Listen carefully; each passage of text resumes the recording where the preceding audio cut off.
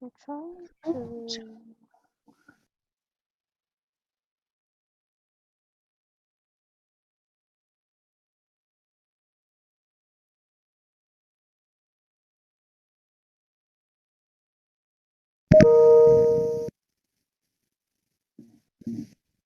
We're trying to. We're trying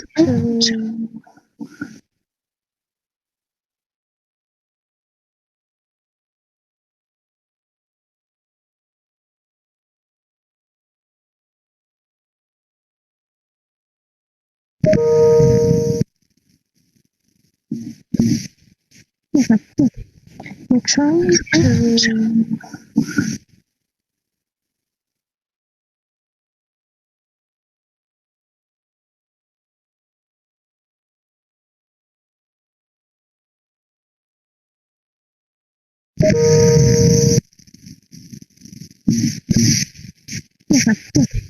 We're trying to.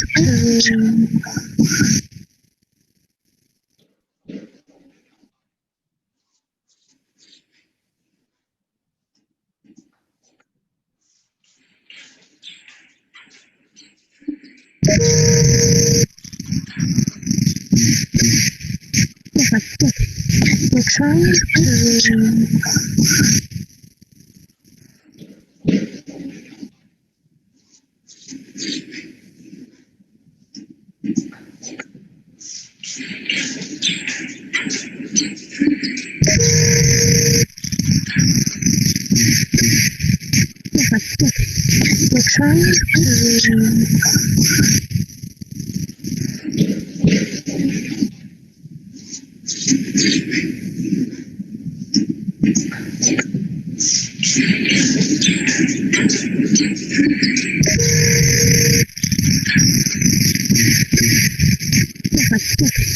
We're trying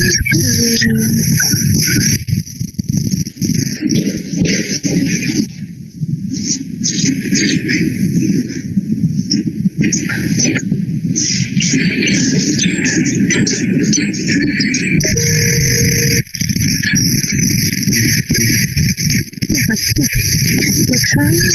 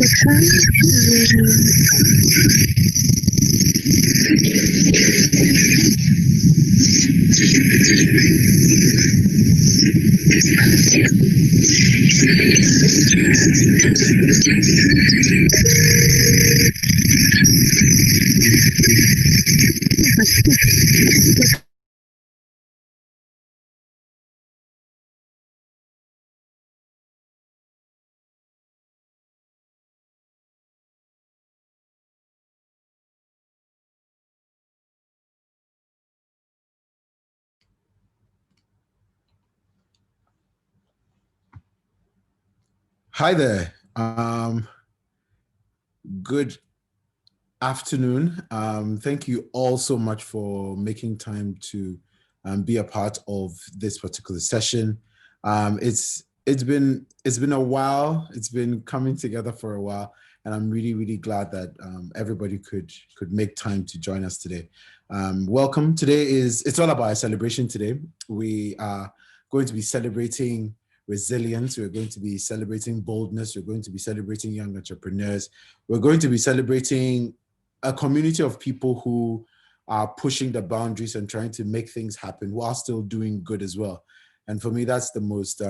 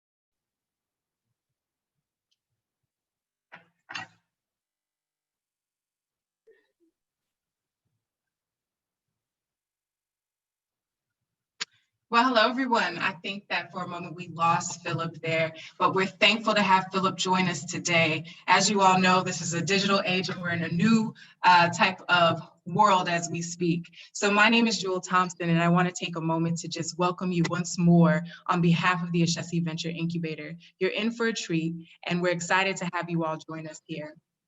So I'm just going to kindly ask our fellows to take off their videos for the moment so we can focus on each speaker as they present, as well as you will have the opportunity to go forth and share that in a moment.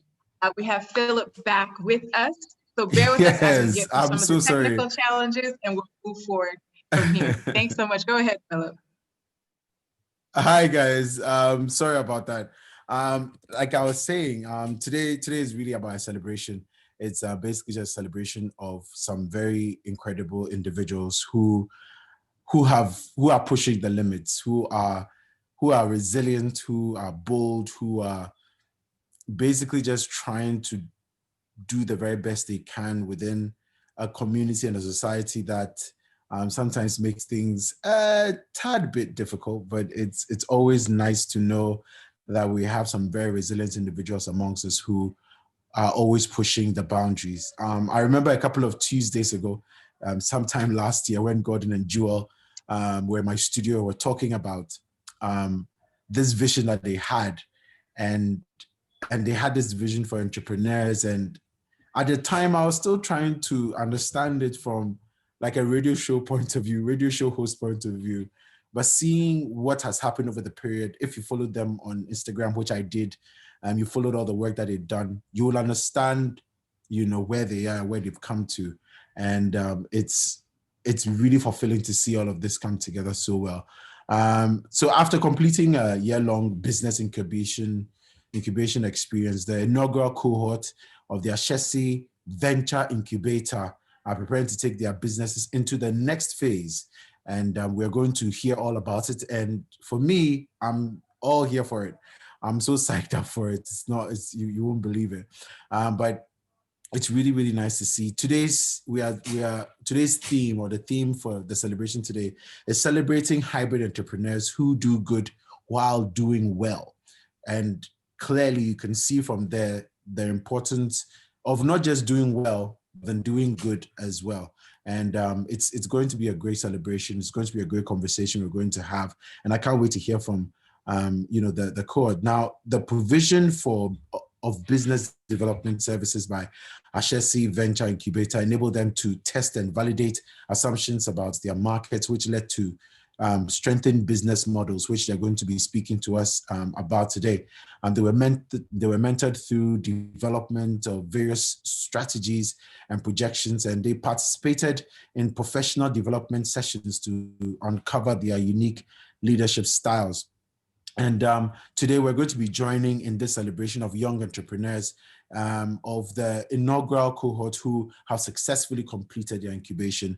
During this virtual experience, the fellows will present their businesses, and we'll be having one-on-one sessions with them as well. For those of you who will be around, it will be great for you to hear from them as they speak to you intimately, for you to get a better appreciation of what they're trying to do, and basically follow the next steps and get a sense of what else they have planned. Now, the Ashesi Venture Incubator is a program run in partnership with MITD Lab and supported by USAID to help the recent graduates launch and grow new hybrid businesses. Now, some people talk about hybrid businesses, and sometimes it gets a little over the top and people don't really understand it. But then Jewel and Dr. Gordon were in my studio and they explained it so well that I actually got people in my office wanting to be a part of it. So Jewel, if you do not mind, for the uninitiated and for those who probably don't have an idea of what this new hybrid business mentality and mindset is all about, it would be great to hear from you to get a sense of what exactly it is. And also, give us a sense of what we're going to be celebrating today. For example, what will be for lunch later on.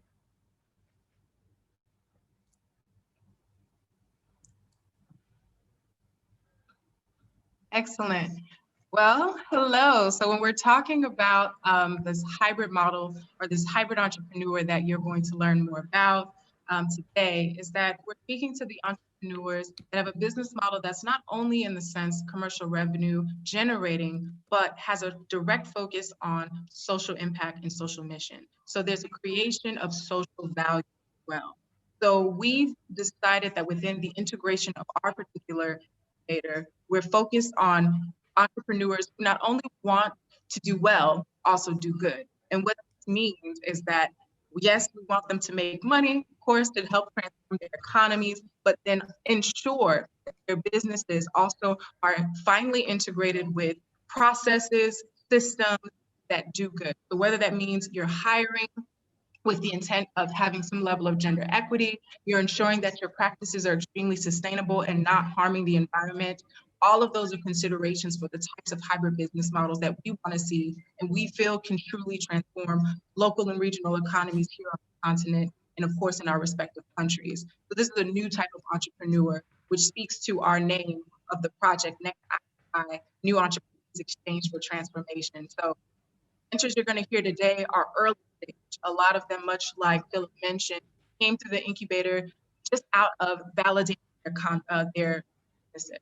So with that, we help them fine tune it, think about variations between their business model, how to become more hybrid, customer acquisition processes, their finances, getting to the point where they can fine tune it and be ready to enter the world and actually make a difference with their businesses. So that's what you're getting ready to see. But I do want to formally welcome you today.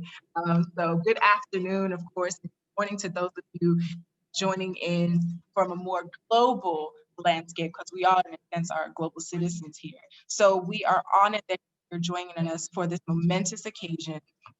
My name, much like Philip mentioned, is Jewel Thompson, and I'm the operations lead for Next I project and the Ashesi Venture Incubator Manager.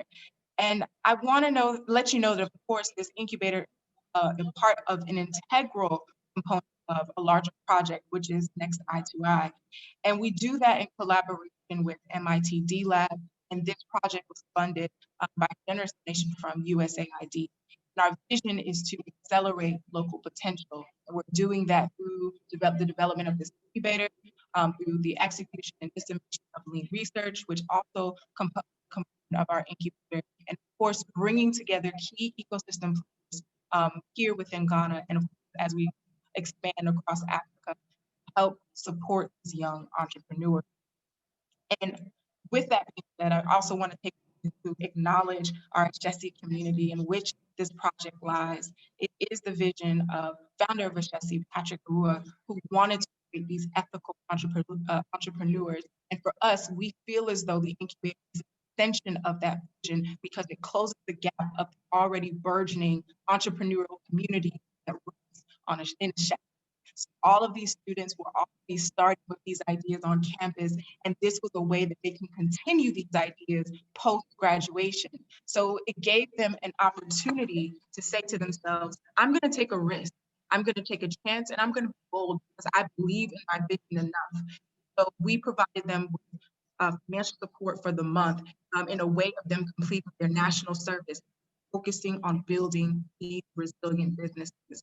And of course, this cohort is fairly unique because, of course, whilst they were building their businesses, they immediately had to pivot as we were hit with a global pandemic. That's why we say that the resiliency within these entrepreneurs should be honored and celebrated. A lot of them had to figure out ways in which they can present their businesses, new ways in which they can actually continue to provide and practice in a sustainable fashion, right? So you'll hear much about their story today. I thank you to our provost, thank you to our Ashesi team, and thank you to our fellows for coming through this pilot program with us successfully. We've been able already to exit our beautiful cohort now, and we're going to be onboarding our new cohort in the next month where they'll be going through the same processes. Everyone joining us today, you're about to see the future of Africa. Congratulations to our AVI fellows. We're excited for you today. So thank you, Philip. You can take it away. Well, I hear there are some other people who would also like to send some congratulatory messages to the cohorts. It would be nice to hear from them right about now because, you know, this is, like I said, today is a celebration. And so we have a couple of people who have some words of congratulations to the cohorts for today. And we're going to be taking that video. Like to send some congratulatory messages to the cohorts. It would be nice to hear from them right about now because, you know, this is, like I said, today is a celebration. And so we have a couple of people who have some words of congratulations to the Hi, my name is Afeni Diata Hoga, creative consultant and co-founder of Creators congratulatory messages to the cohorts. It would be nice to hear from them right about now because, you know, this is, like I said, today is a celebration. And so we have a couple of people who want to congratulate all Ashesi Venture Incubator. Hi, my name is Afeni Diata Hoga. I have been consultant and co-founder of Creators and the cohorts. Relaunching of their brand, and it's also given me a very interesting perspective into how some of the practices I have done. But want to congratulate all Ashesi Venture Incubator. My name is Afeni Diata Hoga. I have been consultant and co-founder of Creators relaunching of their brand, and it's also given me a very interesting perspective into how some of the practices I have done. I want to congratulate all Ashesi Venture Incubator. My name is Afeni Diata Hoga. I have been consultant and co-founder of Creators relaunching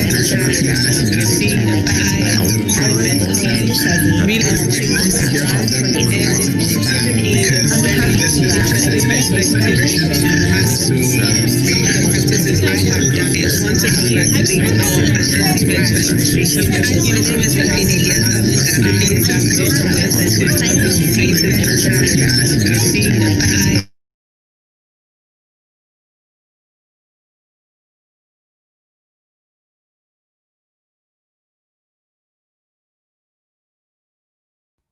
Well, all right. So we One heard second, that we've song. got a little bit of technical difficulties, but that That's is okay. okay. We're gonna go ahead and move forward. I'll come back to that video, so feel free, Philip, to move on right ahead. No problem. So we have in our midst someone I've been admiring from a distance for quite a bit. He's an entrepreneur, he's an investor, and he's an author as well. And it's nice to see good people do well and contribute a quota as well. He's the CEO of Africa Health Holdings, an innovative company based in West Africa focused on building Africa's healthcare future. That's such a huge thing to take upon one's shoulder. He also serves as chairman of Golden Palm Investment Corporation, an investment holding company focused on building world-class technology companies in Africa. Now, GPI has backed startups such as Andela, M-Pharma, and Flutterwave. GPI portfolio companies have raised over $900 million in venture financing. The man who we are going to be hearing from in just a bit, graduated with a Bachelor of Arts, highest honors in African Studies and Economics from Harvard College. He's a Doctor of Law from Harvard Law School. He has a Master's in Business Administration from Harvard Business School and a Master's in International Human Rights Law from Oxford University. He's admitted to practice law in the Commonwealth of Massachusetts and the District of Columbia. He's a trustee of the PD School, a board member of Ashesi University, a member of the Harvard Medical School Dean's Global Health and Service Advisory Council. He's literally everything boxed in one. And so, ladies and gentlemen, if you don't mind, even if you do, I wouldn't really bother listening. Please, let's welcome Sango Dele to give us a word. Sango, thank you so much for making time for us, and the floor is yours. Thank you so much for the much too kind introduction. Much too kind. You know, I have a very special mother, and she always brings me down to size, because no matter what awards or anything I'll earn, I can call my mother and say, "Mommy, I've got this award," and she'll say, "My friend, did you buy your grandmother's vitamins?" Focusing on the more important things. So very excited to be here, very excited to be at this event on the important theme of celebrating hybrid entrepreneurs who do good while doing well. Congratulations to the amazing group of AVI fellows. I am so impressed by all of you and the incredible work you're doing, from Jennifer's innovation in recycling plastic waste to asphalt for road construction, to Emmanuel's Gamma Energies, which wants to move us towards green energy by recycling biomass waste. You know, I come from Nandom in the Upper West region and grew up in Accra. And my father, who is a human rights activist, founded the African Commission of Health and Human Rights in the late 80s. And so we grew up with Civil War refugees from Sierra Leone and Liberia, and our home served as a refuge for these survivors of violence. So at a young age, it emboldened me to be a passionate supporter of human rights and social justice. I distinctly remember growing up the year 2000, on my way to school, there was a newspaper hawker who would often buy magazines and newspapers from the hawker. And he had The Economist with its pitch black cover. It had a map of Africa in the center, a man holding a grenade launcher, and three words that forever haunted me: the hopeless continent. I remember asking my father that day, why do they think we're hopeless? In one sweep, the economists had rendered our continent and 1 billion people hopeless. It was something that truly haunted me, and I knew then that my life would be dedicated to changing and challenging that false narrative. And interestingly enough, we know The Economist a decade later, and what some consider a mea culpa, published a new cover with a boy flying a rainbow colored with a new title, Africa Rising. I've been interested in entrepreneurial approaches to understanding and eliminating poverty since the beginning of my undergraduate education. When I was at Harvard University, I spent about 5 years developing a water and sanitation development project in a community in Ghana called Ejimante, working with a team of professors from economics, anthropology, public health, and engineering. This project, which evolved into my nonprofit Clean Aqua, taught me much about the interlocking factors of poverty, technological costs, governance, and global redistributive justice and culture. And Clean Aqua has since worked with about 160 communities across Ghana to impact over 200,000 people, where we empower communities and adopt a human rights approach because we believe in the rights to a dignified life, which includes drinking water that will not kill you. In 2007, during a community meeting in Ejimante, where I was conducting a needs-based assessment, I asked one of the villagers, I asked him, what is the single greatest thing that if we had to work on something for the community, what's the single greatest need your community has? And I expected him to say, build a hospital or build a school or something like that. And I was actually stunned by his response. We want jobs. And it was clear as I spoke more to him that he was really interested in how they could be economically empowered to then be able to take charge of their own destinies, as opposed to constantly having to depend on handouts. And so that conversation with that man in Ejimante really inspired a shift in my philosophy on how best to aid communities in need, marking a departure from band-aid charity work to more sustainable solutions. And that's what inspired the founding of Golden Palm Investments, with a goal to invest in world-class ideas and a mission to how can we spark the socio-economic transformation of our continent and create jobs. So we backed all sorts of businesses, from Stawi, which is producing affordable, highly nutritious baby food in Kenya, which matters because we know that 85% of a child's cognitive development occurs from age 0 to 3, and nutrition plays a critical role in this. Andela, which was previously mentioned, which is investing in education and training coders and developers across Africa and has already attracted the backing of the likes of Mark Zuckerberg. M-Pharma, which is reducing the price of chronic medication for consumers by as much as 50% for drugs like Herceptin for breast cancer.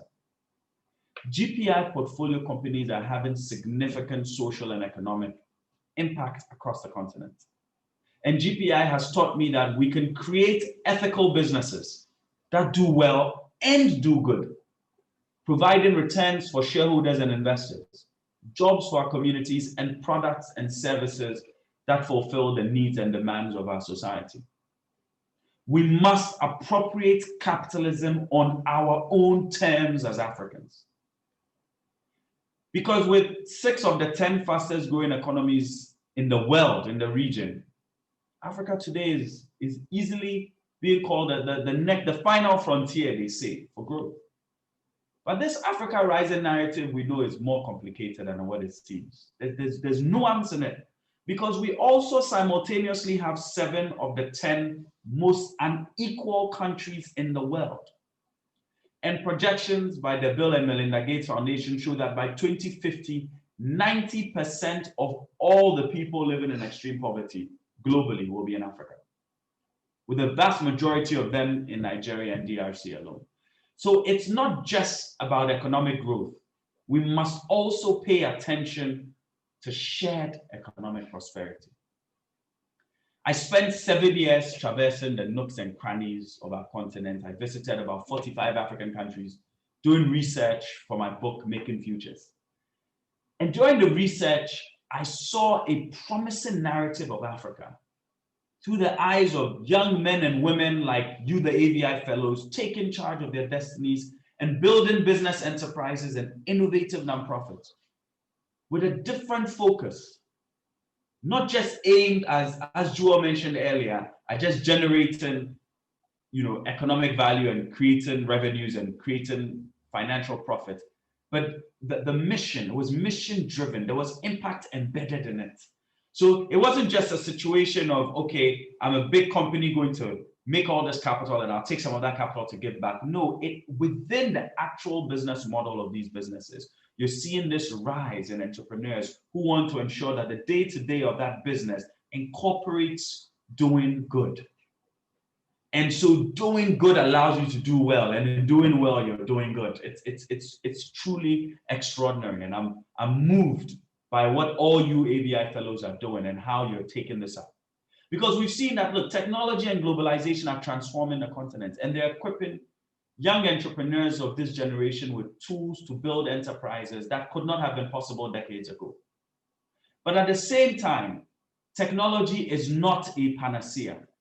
Technology is a means to an end and not an end in and of itself. 500 million Africans online is not going to lead to development if we are all on Facebook, Twitter, Instagram, and now TikTok. We can't engage technology simply as consumers and end users. We need to be producers of technology, like what Kevin Blankson is doing with Smooth to improve logistics in Ghana, or what Derek Omari is doing with Tech Era. We need to position Ghana as a leading producer of technology and not just a consumer and an end user of technology. And what I love about ABI is that it's not just focused on tech. The fellows, you are across all sectors, building important ventures. Take agriculture, for example. Across the continent, we have 60% of all the globally available arable land. There are huge opportunities for us to feed ourselves. And we are well endowed by our Creator with great resources in Ghana. So I'm encouraged by the work of ABI fellows like Nature Koto, whose V Farms is an environmentally friendly farm that recycles the byproduct, the organic byproduct as fertilizer for farmers to grow vegetables. Or Audrey Dako, whose Sabon Sake is trying to help farmers with regenerative soil solutions using clean tech. While entrepreneurship offers one of many important tools in addressing our socioeconomic challenges on the continent, I must also emphasize that there tends to be this glorification of entrepreneurship in our discourse, and this romanticized view of every young person or every poor person as an entrepreneur. And without question, entrepreneurship will play a key role in building the sustainable economic future that we need. But it cannot solve intractable challenges of governance or challenges of infrastructure. And this is something that we see a lot of government officials and politicians guilty of, where we want to magically outsource all our economic ills and challenges to entrepreneurship. It creates this abstract illusion and gives a false sense of hope. Entrepreneurship is hard, it is difficult. And as you leave this incubator, be prepared to embrace failure and setbacks. But don't give up. Resiliency is the key. In fact, if I had to draw a map of the most successful entrepreneurs I saw in the research I did, none of their journeys were like that. It was a bit of this, and then that. Overall, the trajectory trended upwards. But when you narrow in between, lots of challenges in between. And so it's really important to develop resiliency.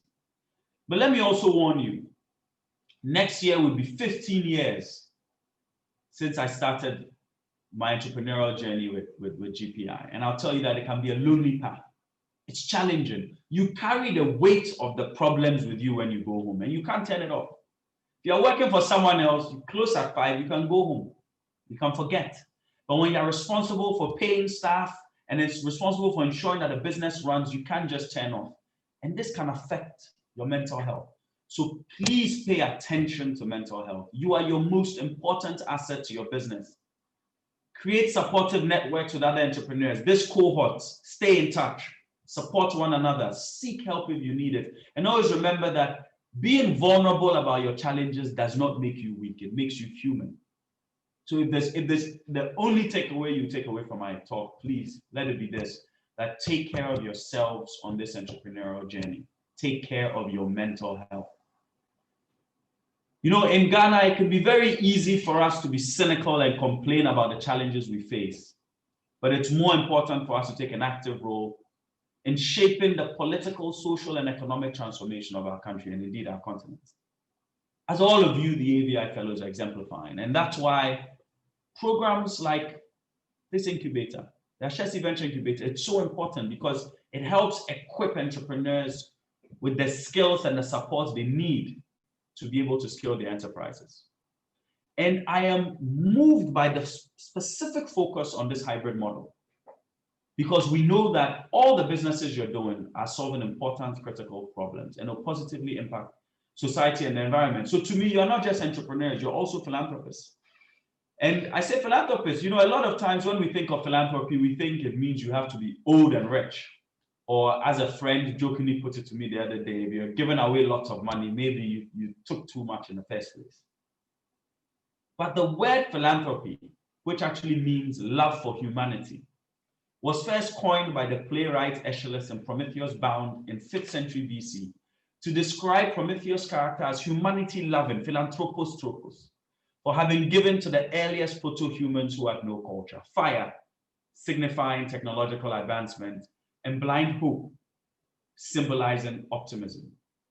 And together, they were used to improve the human condition and to save mankind from destruction. So similarly, we should be inspired by what the ABI fellows are doing today to all be philanthropic, because all of us can show and demonstrate our love for humanity, philanthropos tropos, for everybody in our work, our homes, our communities, and in our everyday interactions. So I want to encourage everyone, not just the fellows, but everyone who's signed in for this amazing celebration. Let us all challenge ourselves to say, how can we imagine our own role in the development of our country and the continent? How can we build a prosperous Africa without the income inequality that is threatening the gains of our Africa Rising narrative? An Africa where, regardless of your gender, your religion, your politics, your ethnic or tribal affiliation or background, you have a fair shot at realizing your dreams. And if we do it right, if we succeed, one day our grandchildren will sit on our laps and they'll say, Grandpa, Grandma, Africa used to be poor. And my God, what a beautiful, incredible day that will be. And that's what inspires me every day to get up and work at the things that I do, because of that vision, knowing that we have it within us to completely transform the narrative and what our grandchildren will see. So congratulations again to the ABI fellows. You give me hope for our country. Go forth and make us proud. Take the lessons you've learned from ABI and pay it forward. Mentor the next generation of budding entrepreneurs. I'm looking forward to seeing all of you thrive and scale your impact over the next several years. And Jifa, Comfort, and Ezekiel, I'm waiting to get some of the fashion so that my fashion game can be improved. God bless you all. God bless our homeland, Ghana. And I look forward to seeing your progress over the next years. Thank you.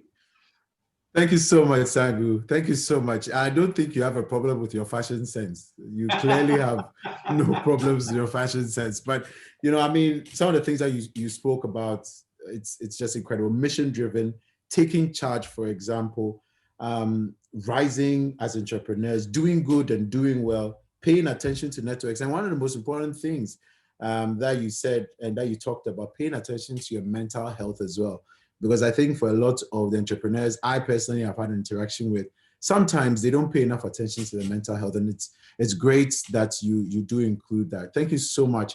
And like you said, they are going to change Africa's narrative. And it will be nice to be old to see Africa change because of these wonderful individuals. So Sangu, thank you so much for such kind words and such encouraging words, and all the very best as well. Thank you. And so now we are going to get a sense of the behind the scenes of the cohorts, what exactly it was like, some of their high points, some of their low points, some of the points that I'm sure they would never want to talk about as well. We're going to get a sense of what the journey has been for our cohorts. So if you're ready, we have a very special video for you. Enjoy.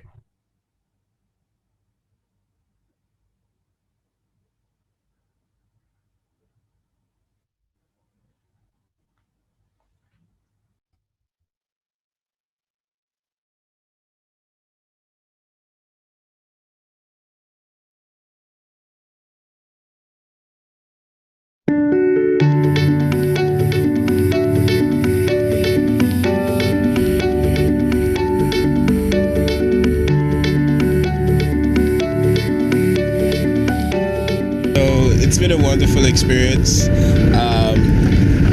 We've had so much fun. Senagope is a great place. I think it was a great place for a team bonding experience as well. The challenge. You guys. What is this? What is going on?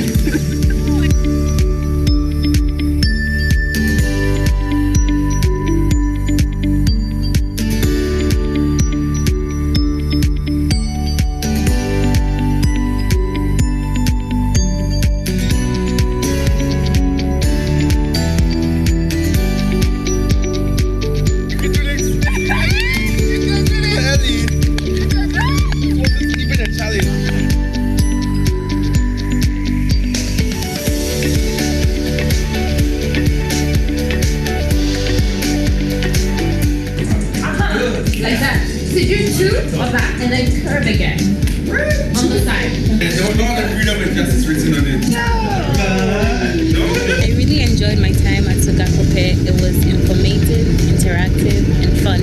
And I look forward to coming back with my fellow entrepreneurs to have a good time and learn about our entrepreneurial journey next year.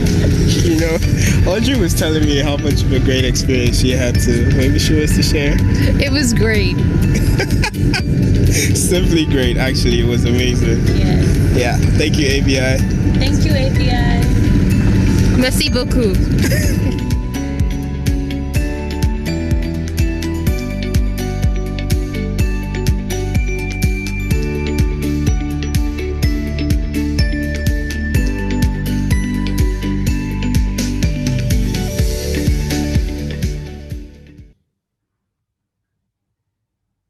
Wow.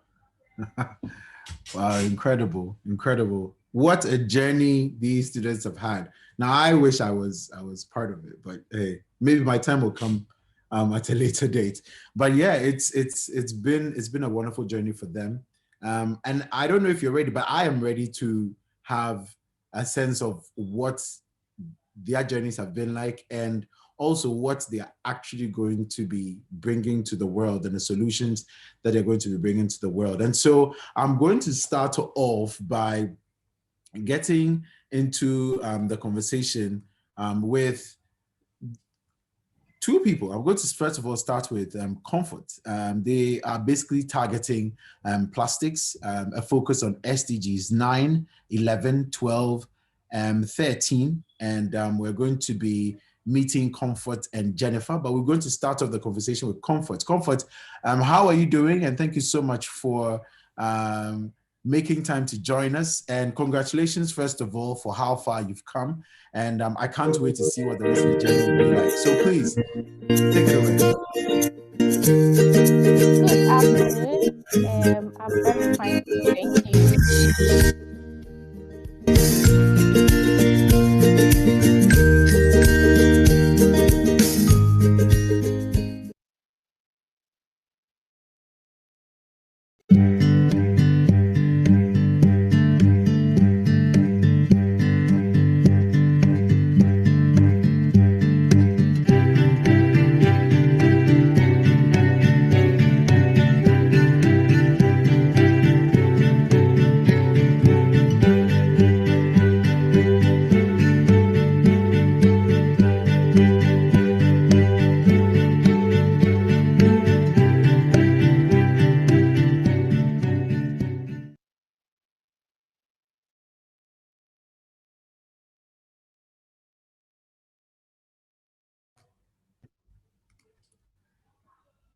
Well, hello, Comfort. Thank you so much, like I said, for joining us. And please do go ahead and let's see, let's know what's happening. How has everything come together, and what is your solution like? Please enjoy.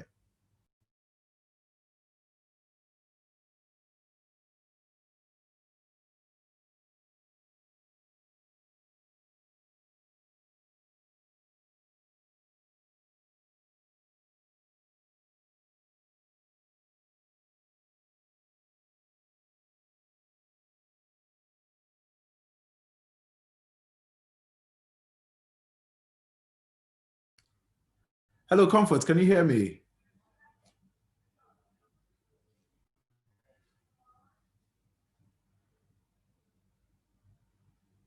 Okay, we can't seem to hear Comfort at the moment. So I'm just as you know, as just in case you're not aware of Comfort's solution. So Comfort basically is with the team Eco Fashion. That is what they do. It's an eco-friendly or eco-friendly art house that produces quality and aesthetically appealing crafts, artwork, and artistic fashion accessories from plastic bottles. They are tackling the Sustainable Development Goals, good health and well-being, that's SDG 3, decent work and economic growth, SDG 8, and sustainable consumption and production patterns, that's SDG 12. They have quite a number of things that make them unique, and Comfort will be sharing a lot of that with us as the day goes on. Comfort, I don't know if you can hear me. The floor is yours. You can take it away right about now.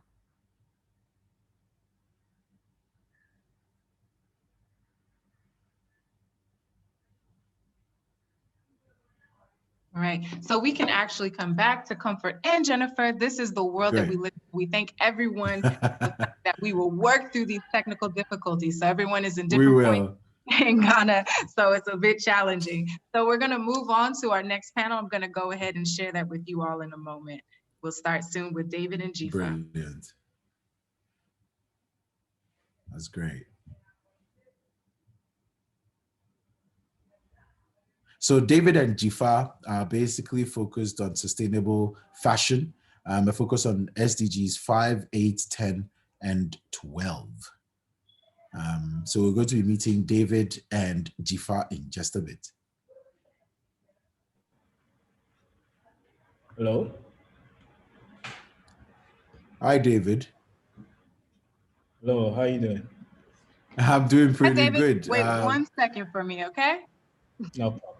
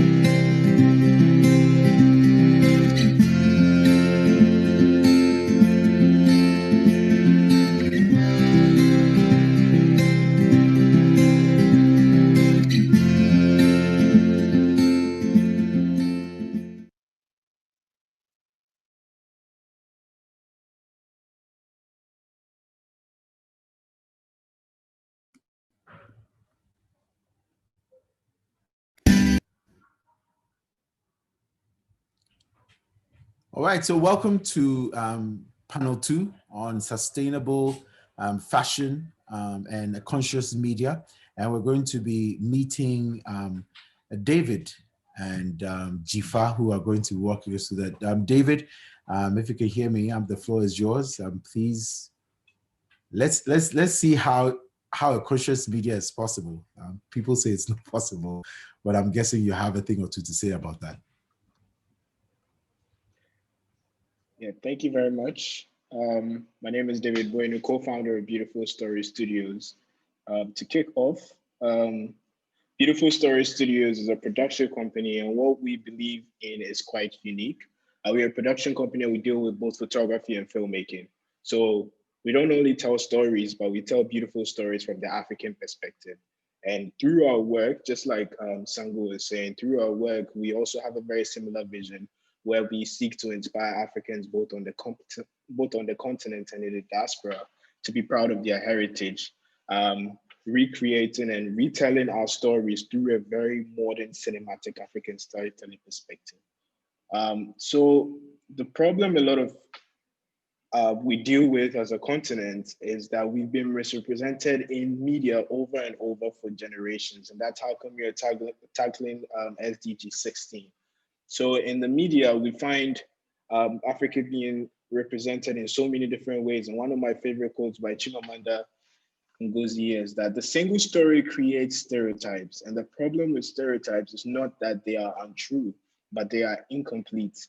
They make one story become the only story. So we want to tell diverse stories through African cinematic storytelling perspective. And in doing that, we've worked with several brands, including Apple, Beyonce, Unilever, Visco, Unilever and Chelsea FC, British Council, Conan O'Brien, and our wonderful Ashesi University. And all of this is to tell this story of who we are as a people. but I'm pitching to you a product. In AVI, I've been working on a product titled The Sixth Sense. So The Sixth Sense is an anthology of 5 different short films. And in these 5 short films, it tells the basics, it explores the basic sense of humanity. So that is sight, touch, taste, smell, and the sense of hearing. And all of this is being done through a modern African cinematic storytelling perspective. So the beauty of this is that it gives us a wide range of markets, not just because mainly it focuses on so many different genres. So we don't just have one story, but we have 5 different stories being put in one product, right? So we have the genre of sci-fi, romance, magical realism, satire, and so many other genres that people love that opens us to a much wider market in the film world.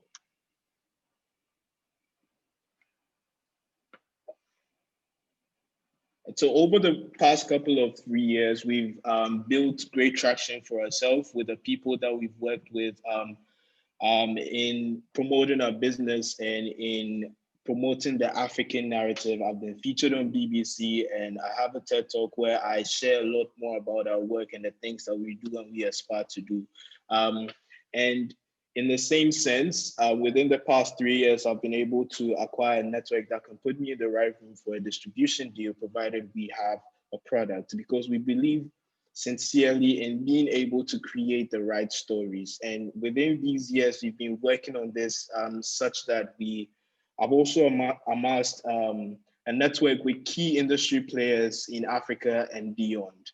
And our recent works even created a lot of buzz all around both social media and on the news, with about almost 1 million impressions on social media just around our work. And we are doing this not just because we want to create revenue for our business, but I was in a meeting about 2 weeks ago or 3 weeks ago with my creative director, and he told me a very powerful story.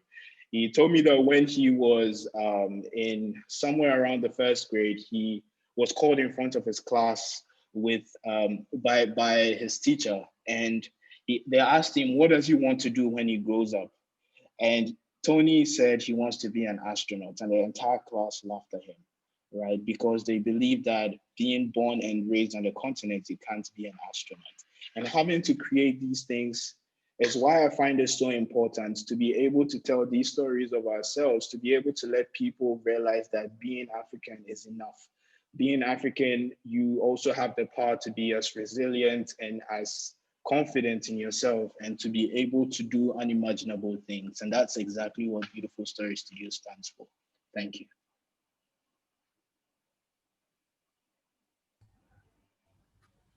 Well, thank you, David. Thank you, David. That was incredible. Thank you so much. Jifa, the floor is yours.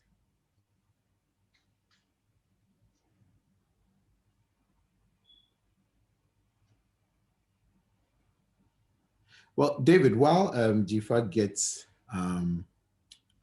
her presentation together, I just want to ask, how important is collaboration with everything that you have been through at AVI? How important do you find collaboration after this journey, and looking forward to all the months and years that are ahead of you? Within this journey, I've learned so much about collaboration, not just in my industry, but also in other industries as well. Because there are key players all over, and especially in my industry, you would find that a lot of the problems we face is as a result of not being able to collaborate globally. So we find that I believe that collaboration is one key thing that would put us in that billion-dollar industry.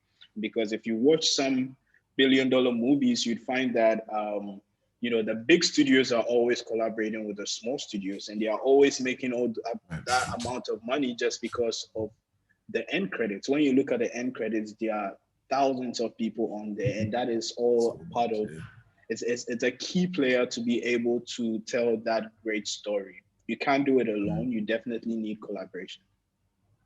Brilliant, brilliant. Thank you so much, David. Well, let's hear from Jifa now of Safi Label. Jifa, the floor is yours. Hi, good afternoon, everyone. Before I go on, I have a few questions I'd like to ask you. Did you know that there's pollution caused by manufacturing your clothes? Did you know that it takes about 2,000 gallons of water to produce a pair of jeans? That is more than one person to drink 8 cups per day for the next 10 years. My name is Jifa Nagla, and I'm the founder and general manager of Safi Label. I'm supported by Tracy Oponmenu, who is a brands and communication manager, and Nana Asumeni, who handles our creative shots on all our social media platforms. This is one of my favorite quotes by Mahatma Gandhi, which says, "There's no beauty in the finest cloth if it makes hunger and unhappiness." Now, I'm going to talk a little bit about our problem space, the area that we are very, very concerned about, which is fashion waste, extinction of traditional craftsmanship, wages, and salary. About 95% of textiles that are landfilled each year could actually be reused or recycled. Every second, equivalent of one garbage truck of textile is landfilled or burned. When it comes to extinction of traditional craftsmanship on the continent, the influx of fast fashion brands and secondhand items into the nation pose a significant challenge to the survival of traditional forms of craftsmanship. So when you look at artisan fashion on the continent, artisan fashion is actually slow and sustainable at its core. If you look at the social impact, it's almost more important, because if you look at fast fashion, the business model is only able to exist because of the exploitation of labor. Even, for instance, when we look at the SDG goals of SDG 1, which is no poverty, the no poverty is to end poverty in all forms across all countries.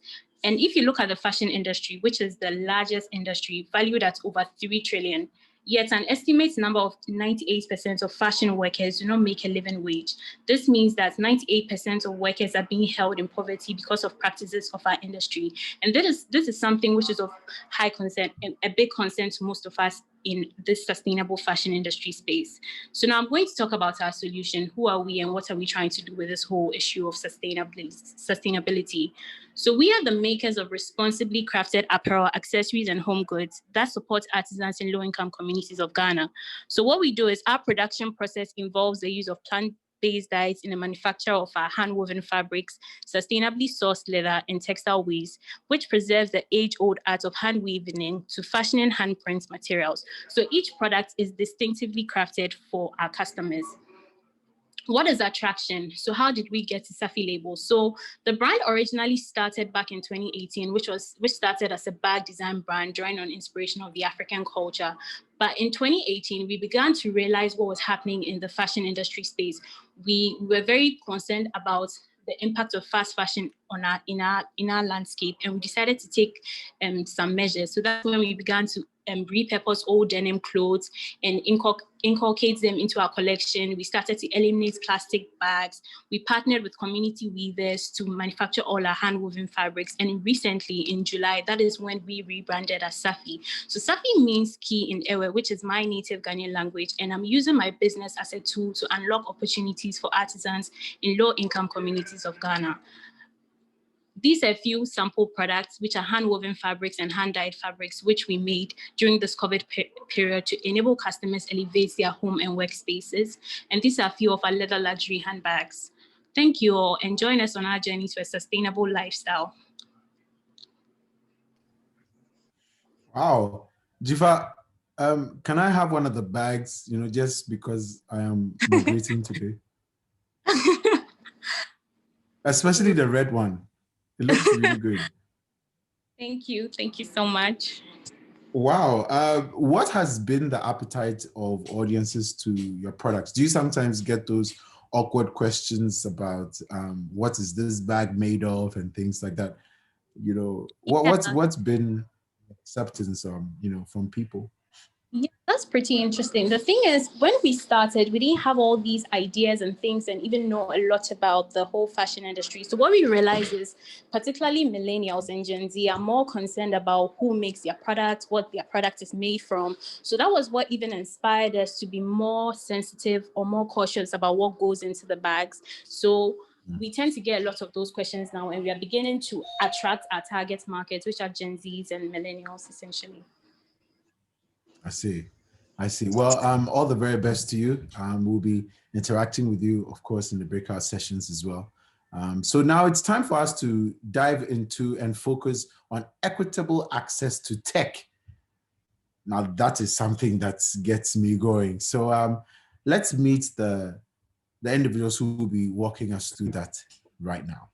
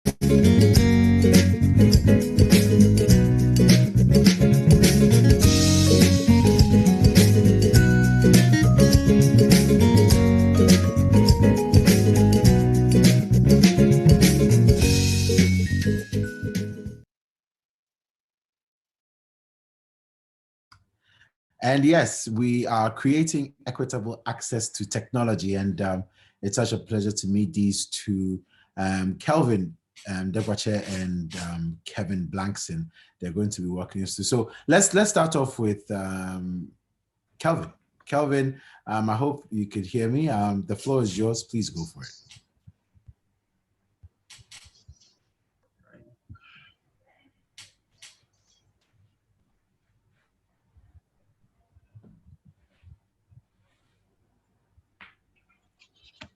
All right. Thank you. Good afternoon, everyone. So I'll be taking you through the company for today, which is Obsessive Innovations, which is the company I represent. When you get into the why of why we do this, or the why behind my backstory, I'm very much into the concept of economic empowerment and the creation of jobs to enable people to contribute to their economies, escape poverty, and to take their destinies into their own hands. I'm currently with a team of 3 who are all Ashesi alums with experience in design and computer science. And we are currently tackling the issues of SDG 8 and SDG 9. These issues have to do with job creation and innovation. So what our solution seeks to do is enables SME firms to reduce the risk of wasting money when they need to expand to new regions where they'll create new jobs. We do this by helping them analyze existing and new data sets that help them reduce how much money is wasted when they expand to new regions. Currently, in terms of traction, we are working with one firm that has 24 branches across Ghana, and they are seeking to open 10 new branches, and they are using our system to reduce how much money is wasted while they open their branches, increase their success rate, and create new jobs in the regions they expand to. So this is Kelvin from Obsessive Innovations. Thank you. Well, thank you, Kevin. Just a quick question. So let's say I need you to provide a solution for me. In about a minute, what is that solution that, let's say I want to get my business to do better in terms of I don't know, keeping accounts or something. How is your solution going to help me? Because I'm terrible at math, and I'm hoping that your business will help me do better with it. Yeah, so what we do, we have 2 sets of clients. We have people who don't keep data digitally at all. So they do it with notebooks and exercise books. With those people, we have to figure out a strategy to convert all that data to digital data so that we can begin our work. But if you're one of those clients who already have this data stored, we just plug it into our system, and our system gives you easy to understand analytics on what you should do and what you shouldn't do. That sounds really, really good. You'll be seeing a lot more of my listeners soon, so be on standby. From Kevin, we'll go to Kelvin from SWOOV. I hope you don't mind if I call you Kelly. Kevin, the floor is yours. Please go for it. Thanks, Philip. Let me share my screen.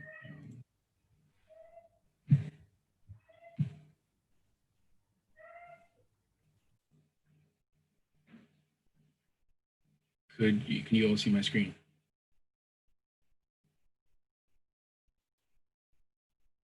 Philip? Yes, we can. We can see. Okay, great.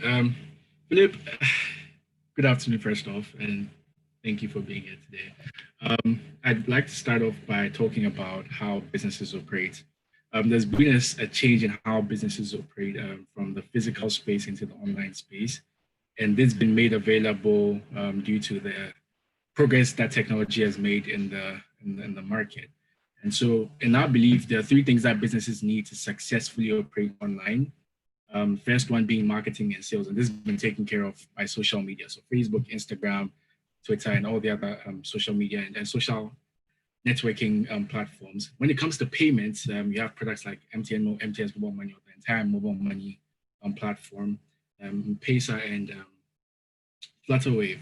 But when you look at logistics, there's no clear third-party solution that allows businesses to operate effectively online. And so we decided to focus purely on this industry. And so what we're doing is we're helping delivery companies move their businesses into the digital age by equipping them with the tools and the technology they need to operate. And this will help them moving items between online and offline merchants in order to make and bring some efficiency and release the stress on the different merchants that operate. So our solution is in threefold. We're first off equipping delivery companies with tech. Second step is we're aggregating them, and then we're also extending them to different traffic sources. So when I say equipping, what do I mean? I mean, we're giving them access to white labeled solutions that allows them to manage the day-to-day operations of their delivery companies. Once we do that, we aggregate them and then extend them to different traffic sources. So for example, through our app, the Swoop Merchants app, which is targeted at businesses and helps them get quick estimates on the different prices that delivery companies will be charging. My USSD channel, which helps us reach the offline market through GSM mobile phones, and through our other integrations. So we're currently in conversations with different banks and e-commerce sites to bundle our product with their various offerings. So for example, if we spoke to a commerce solution or a bank, we'd say, hey, you have payments. Why don't you also include logistics to your merchants and sell this as a bundle to your clients? And because of what we do, we've established some key and what we like to call unfair advantages. We're able to give instant price quotes on pre-negotiated deliveries, and we're creating an e-commerce supplementary platform which is replicable all over the continent, in any country, in any city where there's a delivery company and a merchant that's looking to do deliveries. When it comes to attraction, we launched in March, and we have over 1,900 users. We've done more than 4,000 estimates, and we are currently operating in 4 different regions in Ghana, which is 4 different major cities in Ghana. And this is just an example of all the companies that have signed up on our platform in Accra here alone. We haven't yet added the Kumasi and then the Tamale, and as well as Takrade as well. This is my team, Kweku Tabiri, myself, and Robert Kwenu. Please do get in touch with us. But before I leave, I'd like to say this. There's been a sharp switch when it comes to business operations, in the sense that there are a lot more, since Uber launched its operations, or a company like Uber that does a lot of outsourcing, every city that they sort of went into was faced with some type of backlash from the local drivers operating in their industry, okay? And we believe that the next step the next industry that's going to be addressed is the logistics space. And so we are trying to prevent a scenario where delivery companies get kicked out of the industry. I personally haven't sat in a taxi since Uber came to Accra, and it's by no fault of mine. It's just because Uber created some level of convenience, and that's the kind of convenience we're trying to create. But creating an inclusive ecosystem that allows the current players in the space to take advantage of the gains that they could make from moving and reaching an online market. So in a nutshell, this is Stuve, and this is what we have. Thank you. Kevin, if you don't mind my asking, what has been the vendor onboarding process like? Because for other people who play within the same space as you do, it tends to be one of the biggest headaches, onboarding either those who are going to be doing the deliveries or clients and things like that. What has that process has been like for you, and how do you hope to make it hopefully a much easier process moving forward? So one of it actually affected, informed us in the direction we've chosen. We've chosen to go with delivery companies because you'll be dealing with a business and not an individual. And with businesses, there's a bit more structure. Okay, so we're actually giving the delivery companies the ability to be their own Uber of a sort, then hire more rides. And so we are sort of sharing the risk with our partners. Again, we have over 100 companies that have signed up, but not all of them are currently being recommended to the market because they haven't all gone through our screening process. And our screening process has a series of steps involved to make sure that companies that we recommend to the public are safe, because unlike transporting humans, the package can't complain when it's dropped on the floor. The package can't complain if it's taken on a weird route. And so we try as much as possible to make sure that with the companies that we recommend, we take them through a series of trainings, a series of onboarding and processes, just to make sure that the best companies are recommended. Also giving our clients the ability to rate their choices. So every delivery company that's on our system right now has a rating out of 5. And this is just in an attempt to help people get a fair understanding of how the different delivery companies work. I don't know if I answered the question. Yes, you did. You did. One of the other things I would also just like to point out is the issue of rating, because you know, people can get their friends to hit like 5 stars and things like that. So it will be nice to find a way to control that as well. But Charlie, kudos to you and your team. And I can't wait to hear more about what you guys are doing. You should join us. Your business sounds like something I should be. Yeah, I will actually. I would actually even want to bring you over to the studio too, so we talk a bit more. Well, for those of you who are still on, we're going to be meeting 2 very incredible people. Basically, they have been involved with transforming education. And we are going to be meeting Grace of Boni Initiative and Derek of Tech Era.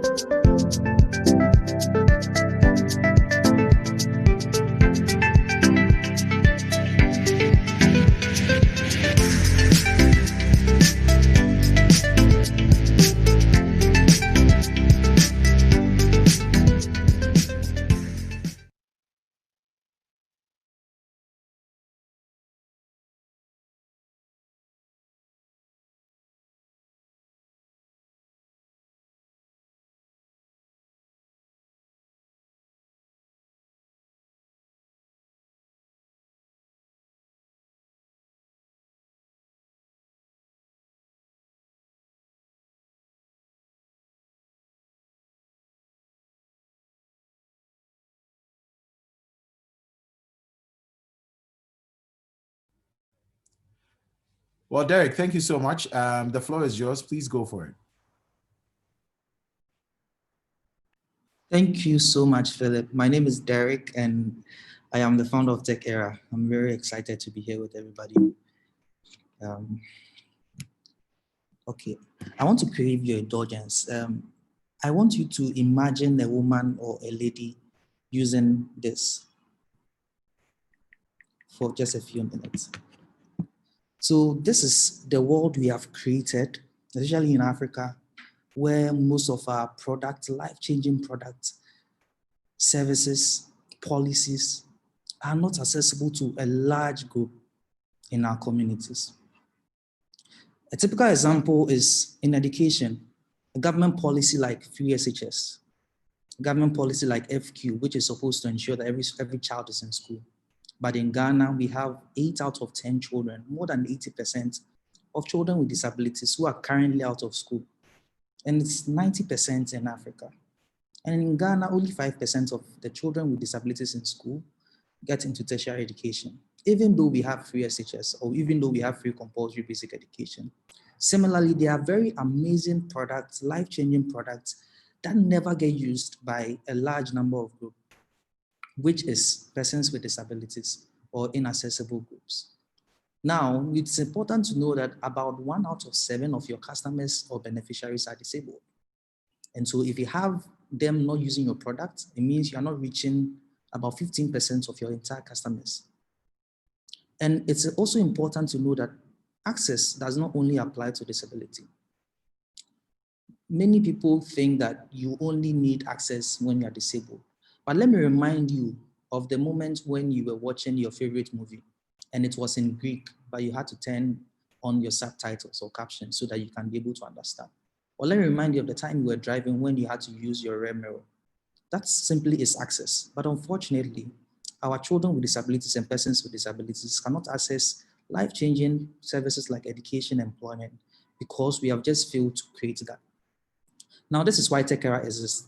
At Tech Era, we have built a system in assistive technology that basically ensures that any life-changing product that is created by private sector, public sector, or persons with disabilities can actually be accessed by the persons with disabilities. And to ensure that service providers are not losing out on about 15% of their target groups. Before that, the products that we were creating, like in education, employment, were not accessible to this group. Now, how do we do this? We basically create assistive technology innovations.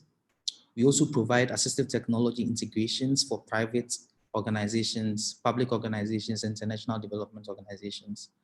And we also provide digital skill training to enhance social inclusion and job participation so that what previously was not accessible can be accessible to the potential customers. Now, by doing all this, we also obtain economic value through the sale of our products, the subscription from integrations that we provide, and the fees we charge some of our beneficiaries. Now, this is the team that makes what we do possible. I have a background in disability design and innovation, and I have a team of engineers led by Ronald Nete, who is also a computer science, who was a computer science major at Ashesi University, an impact director, and a business development and marketing executive. Now, over the past 3 years, we have been able to create access to over 2,500 persons with disabilities through the products we have created and the integrations that we have provided for private and public organizations, and also the skill development that we have provided for social participation. Now, on your right, you see one of our products, which is a lead product. This is basically a virtual classroom we created for blind students so they can learn remotely in COVID-19. For 5 months, blind students have never learned anything. But with our solution, things are becoming possible for them to continue their education. It's a digital platform that allows the students to learn. Now, among this, we have created accessible consumer electronic products and developed 7 assistive technology prototypes. If we really want to think about transforming our communities and societies, then we have to ensure that no one is left behind. And that starts from ensuring that the product you provide, the service you provide, the website you provide, the policies you provide are accessible. And Tekra makes that possible. Thank you. Well, thank you. Thank you, Derek, so much. And I was just wondering, with the businesses that sometimes you tend to pitch to, do you often get a sense that there's been a budget reallocation for accessibility technology and innovations and things like that, or it's something that you have to work twice as hard to convince them to start considering? So it's surprising. It is a very good question. The businesses I've worked with are mostly international development organizations who have reached out to say that, hey, we want to employ persons with disability or want to provide this program and want to ensure that's accessible. I don't have many local companies who are thinking about accessibility. So of course, there is a lot of work to do, even talking about website accessibility for almost all the government websites and news websites, most of the content that we provide do not reach very important people like persons with disabilities. Talking about COVID-19 measures, there are many hearing impaired persons who never know anything about preventing COVID-19 just because the information we provide is not accessible. And this is similar to the free SHS education. In spite of free SHS, we still have 88% of children with disabilities out of school.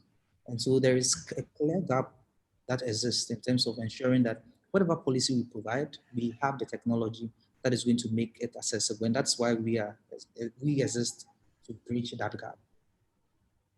Right, brilliant, Derek. Thank you so much for giving us those details as well. Jifa, if you're ready, the floor is yours. Please go for it. We have Grace. Grace, my bad. Grace, many apologies. I was still thinking about the bag. Grace, please go ahead.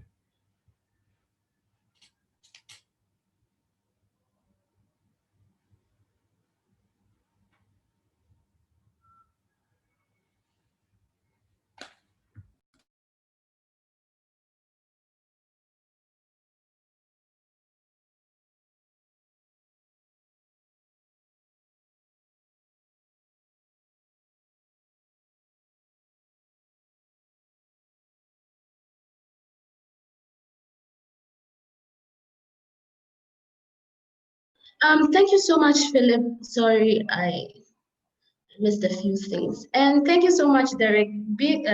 Having to go after Derek is a lot of pressure though, but I do admire Derek's work a lot. Hi, everyone. My name is Grace Amponsa, the founder of Bounty Initiative. So I'm the second of 3 children, with my younger brother being born with a spectrum disorder. My family struggle to make ends meet. So sometimes I'll be sacked for school fees. It was pretty difficult, but sorry.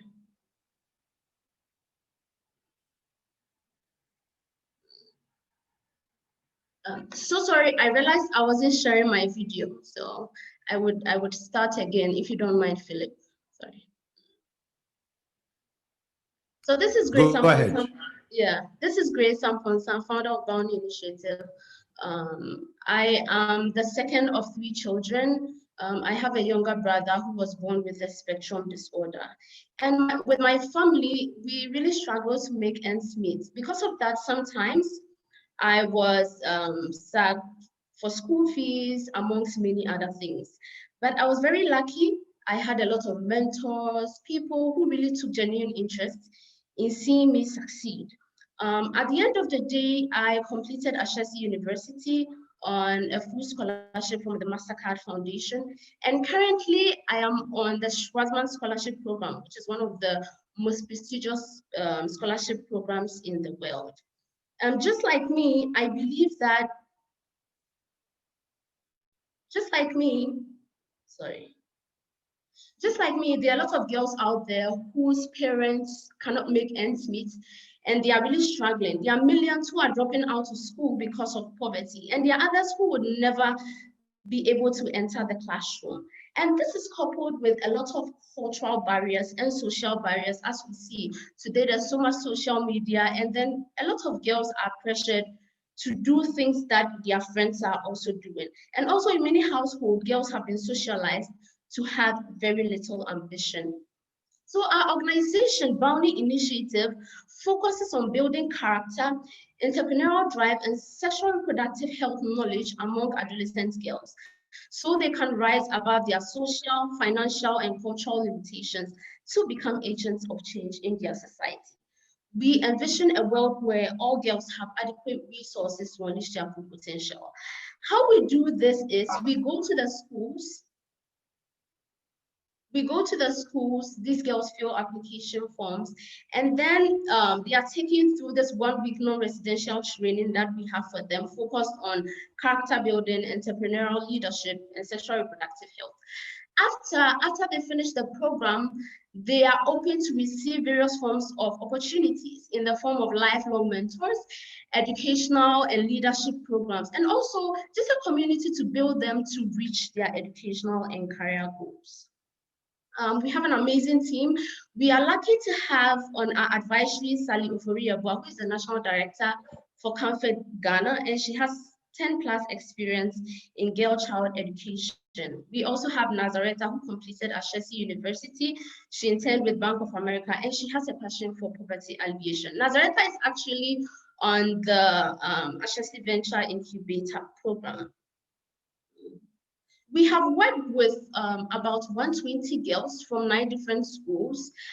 We have had institutions and companies really support us in various ways. We believe that girl child education is really important because when you educate a girl, they are more likely to generate income that goes into supporting families. So it's very important. It's something that is of necessity. If we are going to support these girls, they'll do well. They would make decisions that would impact our community positively. So I'm really looking forward to see all of us be engaged in this program and to see it move forward. Because of COVID-19, usually we meet our girls in person, but due to COVID-19, we've decided to start an online program, which we are looking to launch on the 21st to the 25th of September 2020.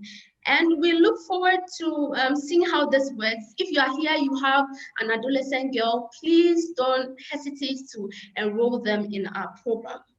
Thank you very much. Looking forward to seeing you get involved. Yes, indeed, Grace. Thank you so much as well for sharing. If I may, what's the single most difficult thing you've had to surmount since beginning this journey? Yeah, I think one of the most difficult things is like connecting with these girls, because a lot of them do not have phones, and sometimes their parents are on the go. You call them, you don't get them. So it's a really difficult path to take. The kind of girls we are targeting. So that's very difficult because you have to reach them. You have to know that everything is going on well, but it's very difficult in that sense. So that's been one of the most difficult parts. How do you intend to bridge that gap though? Because that challenge will still remain regardless. Yeah. We are taking a lot of different strategies to make sure we reach these girls. One of the things that we are doing is reaching their parents directly. So we realized that most of their parents are on WhatsApp. So we during this COVID period, we actually called each and every girl to make sure that how we can reach them. And some of the parents were willing for us to send them messages through their WhatsApp. So that is one aspect of it, to reach people, some of the girls that do not have this platform. And the other thing is we have started this alumni program called the She Network, where for every cohort, they have a group that they are in. So we use that opportunity to communicate with them on there as well. We wouldn't say we've completely solved the problem, but we are really taking steps to make sure that this gap is addressed.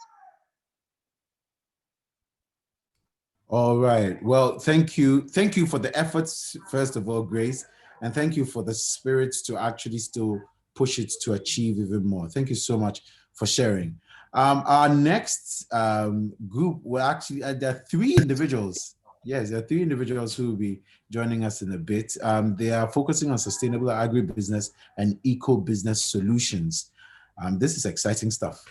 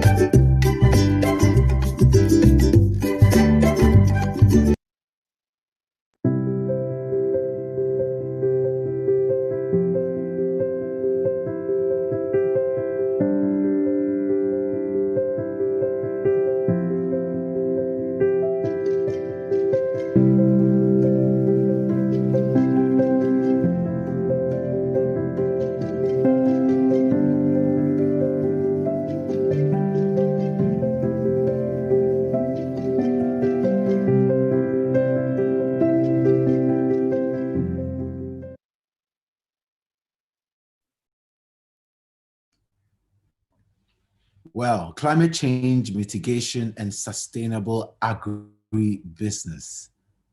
Incredible. Well, Emmanuel, if you're ready, we're ready for you. So take it away. Thank you very much, and hello to everyone. So I'm just going to walk you through what we do. Let me just share my screen. Okay.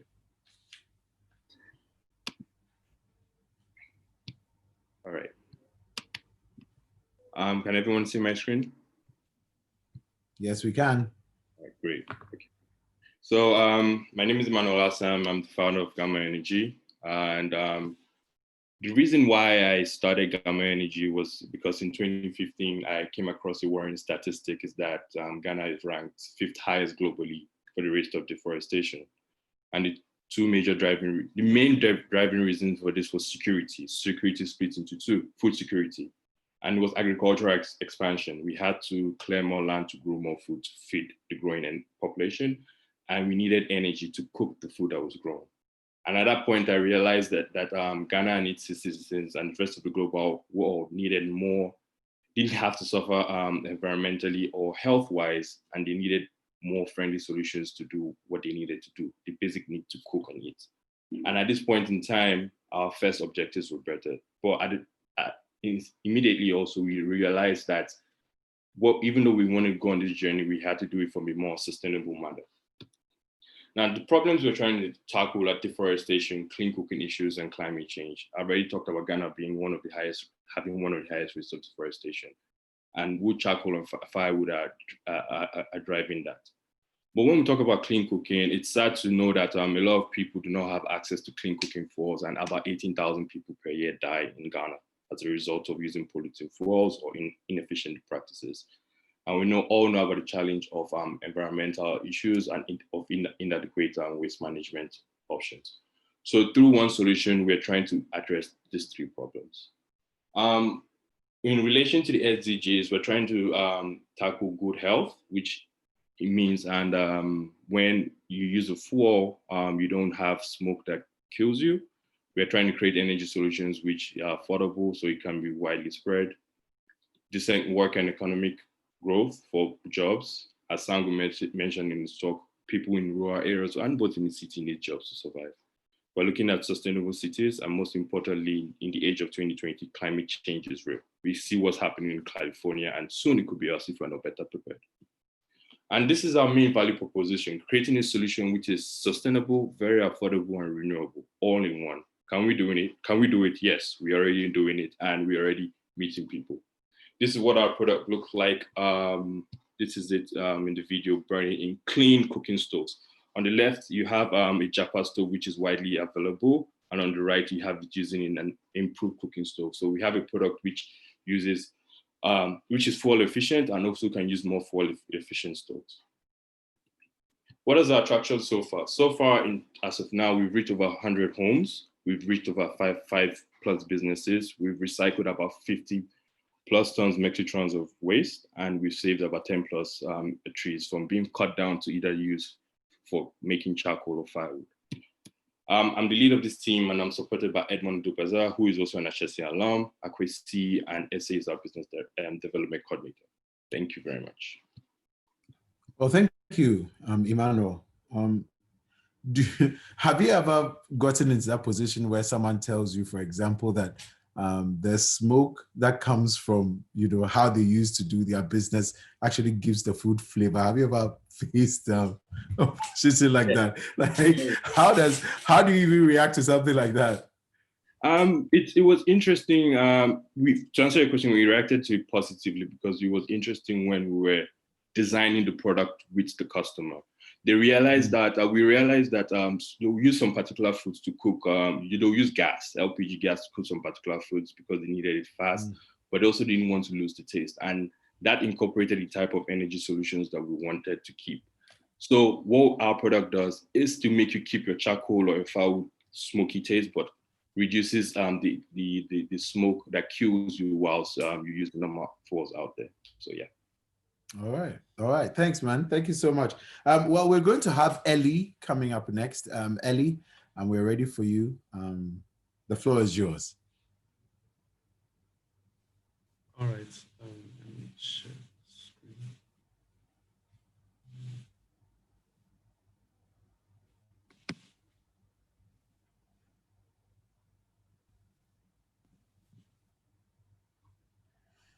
Can everyone see my screen? Yes. All right. Good afternoon, everyone. I would like to bring us all our attention onto the realization of where we are at this moment in time as an African society, especially in sub-Saharan Africa. In the past few decades, we have seen rapid economic and socio-economic developments across the continent. Well, can we ask ourselves now, what is the main resource that drives this advancement? What is the main thing that we should be keeping our eyes on to protect and to fortify? And I would like to draw into your attention to the fact that it is what keeps us going as human beings, and that is what we eat, our food and our nutrition. Now, this very essential resource is constantly under threat by factors such as deforestation and soil degradation. And that is what we as a team, Sabon Sake, is determined to combat. So we as a team are dedicated towards the concept of regenerative agriculture. And what this means essentially is any and all solutions and practices that maximize the sustainability of agriculture in all its facets and all its permutations. So we are a team of 4. We are all Ashesi graduates. My name is Samuel Eli. I'm the marketing lead, and what we are driven towards in our mission is to make sure that the solutions that we bring up and equip our farmers for the future and for the present as well, in terms of profits and also in terms of environmental impact. Now, the main problem that we are dealing with, and this is a very serious issue that has been growing over the past few decades, all the way from 1980 to now, is soil degradation and infertility. So Sub-Saharan Africa has lost over 65% of its arable land to activities such as mining, deforestation, overcropping, and other practices. And this ties into the 2 SDG goals you see on your screen there, being responsible consumption and production. And also, since it's a threat to our food security, also it's something that we should all pay attention to in the now. So how are we solving this problem now? Our solution is essentially we maximize the value that we get from the waste that is produced from this very agricultural sector. By collecting plant and animal waste, we use our negative emissions technology to create a product that is tailored to specifically reclaiming the land that has been lost to these activities and making it fertile again.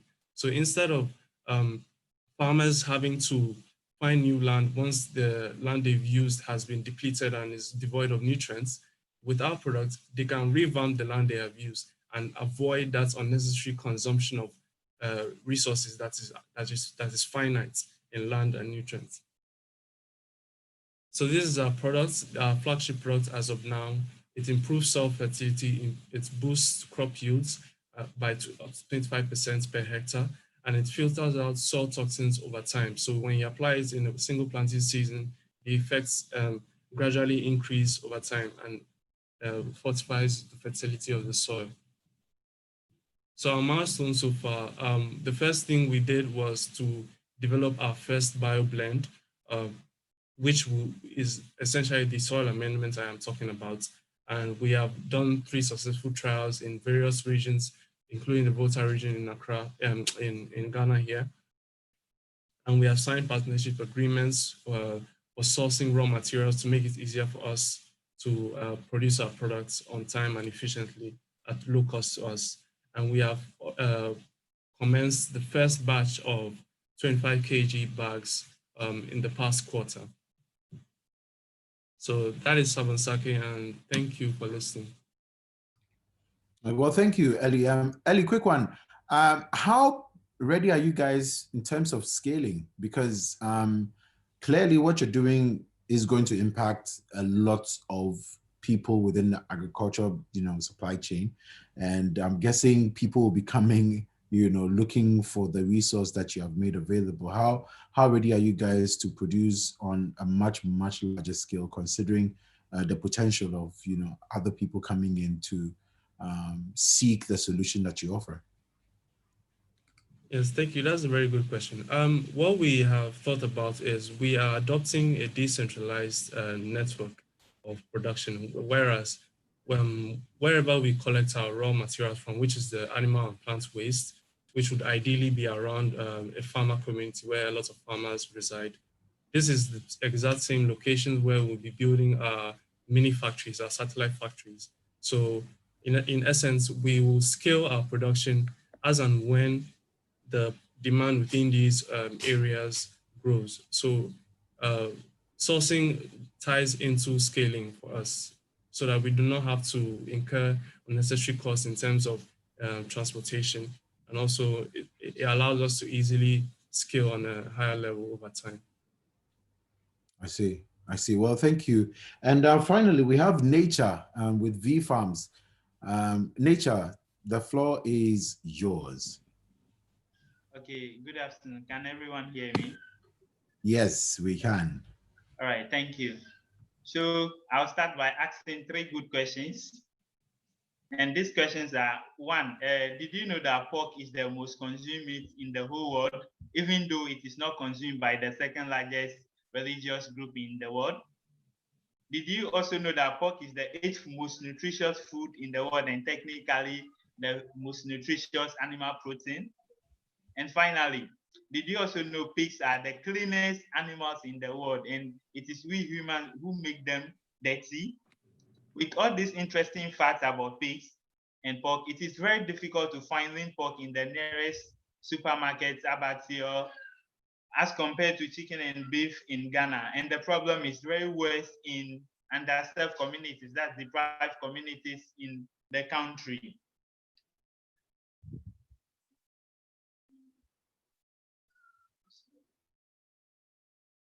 So my name is Necha Akoto, the founder of V Farms. We are a team of 5. I'm the founder and the CEO. We have a compliance and operation lead. We have a farm manager and 2 farm hands. We all have at least 5 years experience in the agricultural sector. And V Farms is an environmentally friendly farm that produces high quality and affordable lean pork for underserved communities in Ghana. And these are the things that define V Farms. We produce lean pork for underserved communities using eco-friendly practices. We also, our byproduct, which is from the farm, is sold to vegetable farmers to help them increase their productivity and income level. And this organic manure also make positive impact on the soil. We are also serving as a catalyst to motivate other youth and graduate into the agricultural sector. This is towards ensuring food security in the country. With this, we are fulfilling 5 sustainable development goals. These are SDG 1, 2, 3, 8, and 12. So our value proposition is providing high quality and affordable lean pork for pork consumers in Ghana using eco-friendly practices and state-of-the-art facilities that are less harmful to the environment. And so far, we have sold pigs worth over 70,000 Ghana cedis to these underserved communities in southern part of Volta region. And we have impacted the lives of over 700 people in these communities. The way forward now is to join as an accelerator to raise more funds to producing more pigs. That's 1,000 capacity farm, which will serve at least 15,000 people in this community. And I'll use this opportunity to urge those who have the resources and the capital to invest in youth and graduates who are passionate and working in the agricultural sector. Otherwise, a time will come where we will import almost everything that we eat in this country. Thank you. Well, thank you, Nature. Thank you so much, Nature. But a quick question. How has the COVID and the pandemic basically impacted the way you do business or your business model, your operations? If it has, if it hasn't, it would be nice to know how you worked around it to make sure that it didn't affect your business. Okay, the coronavirus has affected our business significantly because when this thing, the pandemic came in, a lot of feed ingredients has increased. The price of the feed ingredient has increased across board, and this, like, we have to increase the selling price, but looking at the customers that we are serving, we are underserved customers. It was something very difficult to do. So what and during that time, AVI came into to help us with some funding to support our business. And another thing is it has also affected our customers and our final consumers too. So their ability to pay is something that they're finding difficult, because at times they buy on credit and then after selling, then they come and pay us. But with the coronavirus, the ability to pay back is something that they're finding difficult. So that's how the pandemic has affected the business. Thank you for that. And I'd just like to also ask of the other fellows as well. Emmanuel, if you can hear me, how has the pandemic affected your business operations? If it has, please go ahead and unmute and then let us know. Yeah, thank you. It definitely did, because January, at the start of this year, was when we actually officially went to go with pilot sales. We started our pilot sales with a couple of our businesses, and at the time,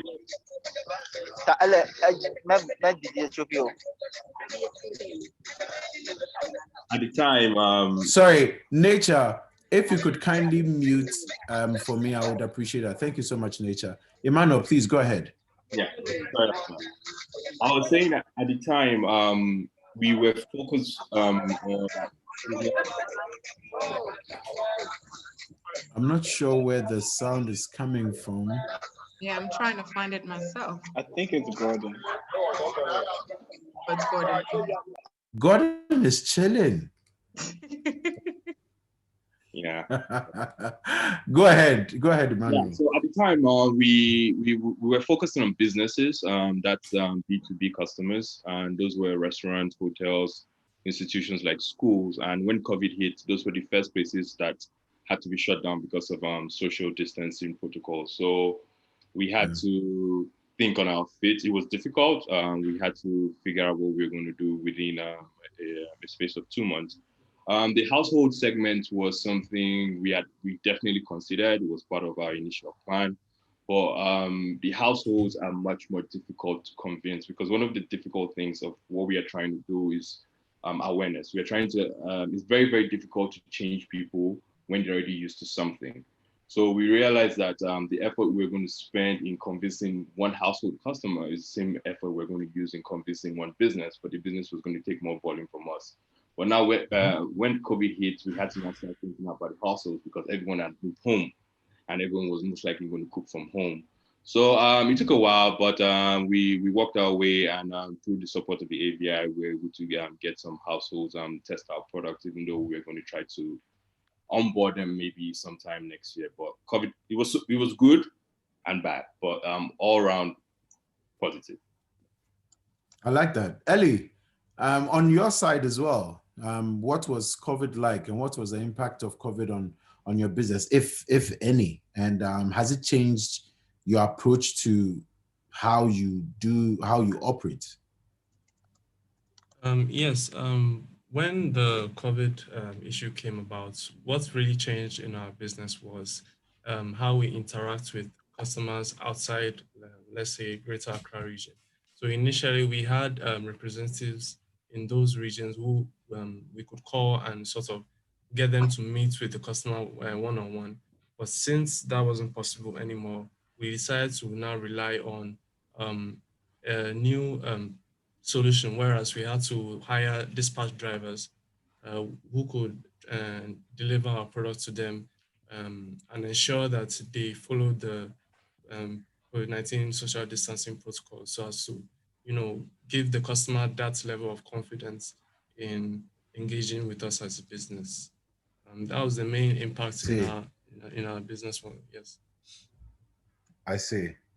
Wow. Well, all the very best in the year ahead as well. Grace, would you care to share your experience of COVID and how it's impacted your business, and if it has changed your business model in any way? Oh, it has in diverse ways, right? So when COVID hit, we had a lot of our girls who were at home. So we took the opportunity to like reach out to them and see how our program has transformed their lives. So that was one. And the second part of it was because of COVID, we can't meet them, we can't see them. So we've started this online program to see how it works. And then our model is such that we are looking to reach adolescent girls from diverse backgrounds. So not only girls from poor backgrounds, but other backgrounds as well to make it more diverse and also to be a rich experience for these girls. So it definitely has impacted what we are going to do and moving forward, how we are going to do it. And looking at this is going to also give the opportunity for other girls from different places that we couldn't have reached to also join the program. When we launched the online registration form, this is the first time we are doing it, but it was interesting to see someone from like outside Ghana register. So it's a hard thing, but it's also an opportunity to reach out to other girls from different places and to make the experience very diverse and very worthwhile for everyone. Thank you, Grace. Thank you, Grace, for that. Derek, for on your end as well, would you care to share some of the lessons that you picked up over the COVID period? Yes, I think that COVID affected us in a lot of ways, but it also created opportunities for us to explore other avenues. Like I said, we create accessible products. And so when COVID came, we were thinking about what innovation can we create that will be accessible to persons with disability, the elderly, persons who have some motor challenges. And it gave way to come up with a new innovation, which is like an electronic consumer product.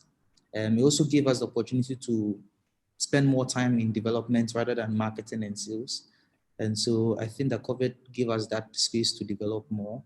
But of course, we pivoted in some areas to get more revenues in, like providing online electronics and product development training, which helped us reach over 100 students in private schools. We also did business and entrepreneurship sessions for young people, reaching over 300 people. So we just try to engage more people, look for alternative ways of raising revenue, participate in solving COVID, and also focus on developing our internal products. So it was really good. Well, thank you, Derek. Kevin and Kelvin, the two of you have been dealing a lot with equitable access to tech, and I'm guessing this was a very, incredible moment for you to test your idea. So let's start off with Kelvin.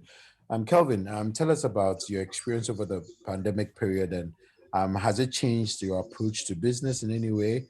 And how are you thinking through the solutions, for example? So for us, it was kind of like a good thing because it's almost like the pandemic accelerated like 5 years of what tech should have. What would have happened in tech in like the next 5 years was like it accelerated everything into like 1 year. So the demand for technology increased. So we were more valuable. We had to change how we operated because we used to meet physically, we used to meet clients physically. So we had to become resource light. We had to be more adept with like online tools like Slack and Trello. And so, yeah, we learned how to work like with distributed teams from like our own homes, how to set up meetings with customers. And then we are trying to build capacity to meet the demand for like the tech boom because everybody is now working from home. So, yeah. All right. What about you, Kevin? The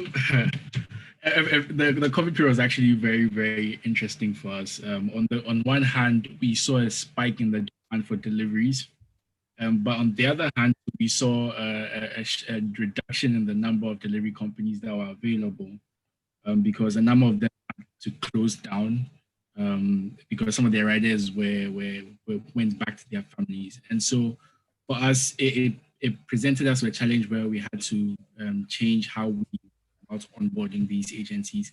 Luckily for us at that time, right around that time, we stopped doing physical reaching out to like physical sales to delivery companies, and they were the ones actually now reaching out to us.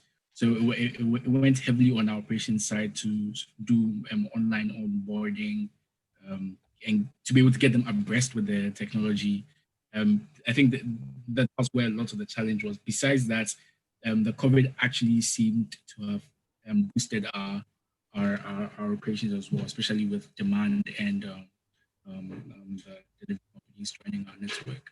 It was a double-edged sword, to be honest.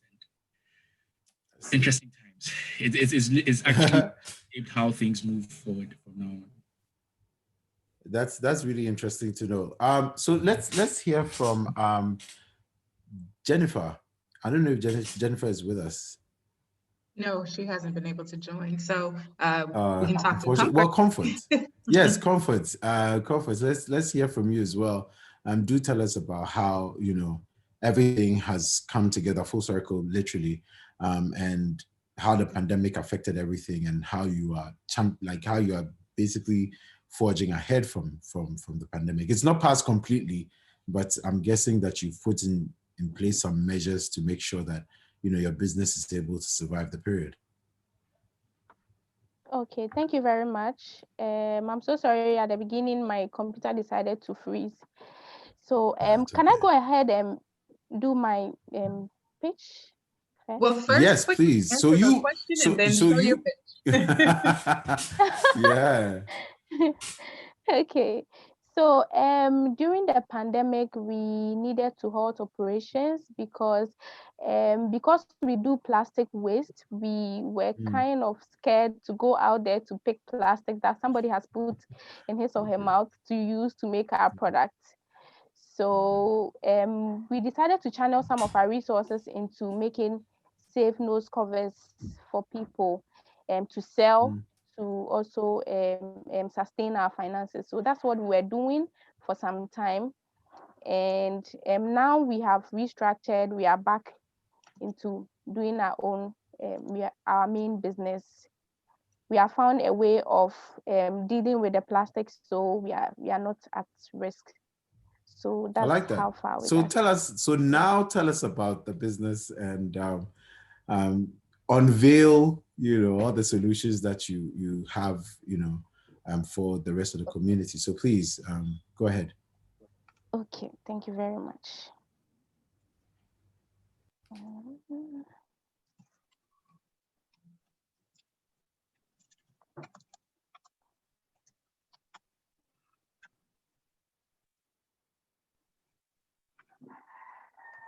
Okay, so ladies and gentlemen, I want you to know that by the end of my 3-minute presentation, 3 million plastic bottles will be bought in the world.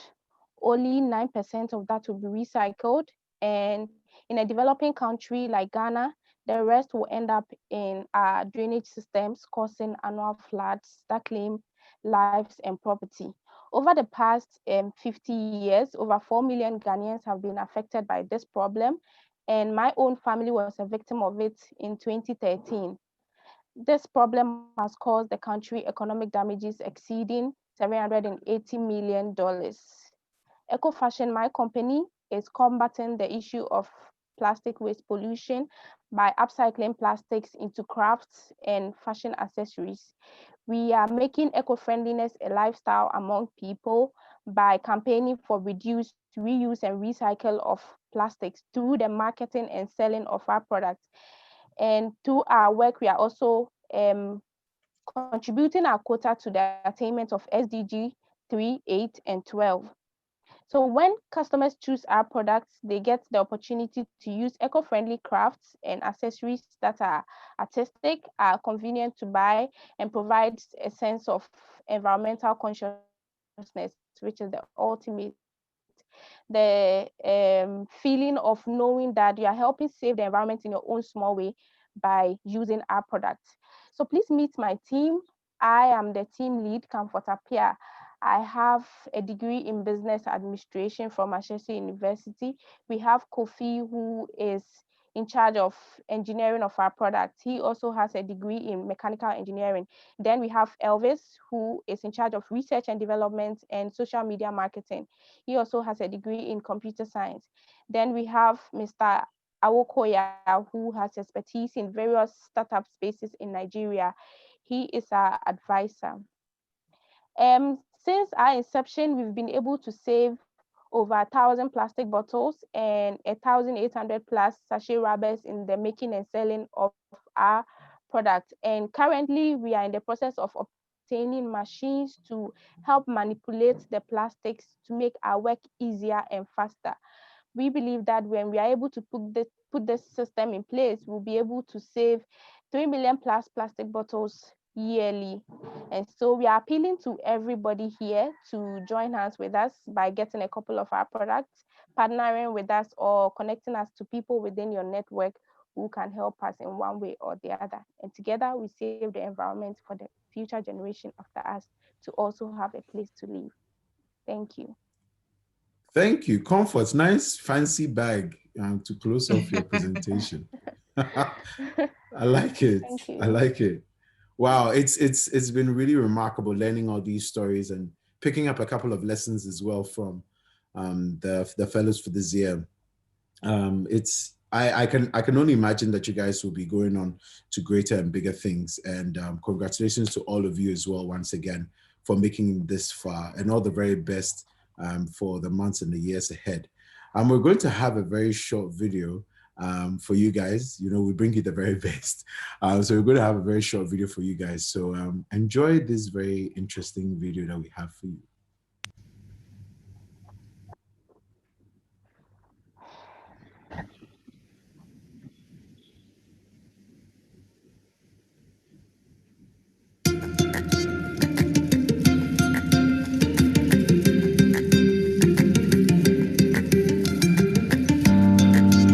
Congratulations. Congratulations. I'd like to congratulate the 2019 fellows on their successful completion of the AVI. I'm so inspired by how you are willing to take up this new challenge and this new idea with AVI, and I wish you all the best going forward. Especially to you, Grace Amponsa. I am inspired by your work, Bounty Initiative, which is focused on using the power of education and mentorship to help adolescent girls achieve their goals in life. I was exceptionally inspired by Jennifer of Sisutera. Their work in the recycling industry inspired packaging decisions for my friend. I'm inspired by Sabonsaki. Your dedication to improving the livelihood of farmers through environmentally friendly measures has inspired our business to try and be environmentally friendly as well. Thank you for lighting the path. I'm inspired by Jerry Kumari for the work that he has done for the disabled. I wish you all the best in your future endeavors. I can't wait to see you guys change the world. It would be amazing. All the best, guys. I'm so happy for you. I am inspired by Jifa for providing employment opportunity for young people in Ghana, and I'm inspired to do better. Thank you. Thank you for lighting the path. I'm also inspired by smooth deliveries. You have made everything very simple for those of us who are interested in the retail or commercial business. And I wish you the best, and I look forward to seeing more of what you can do to help make life simple and easy. Thank you.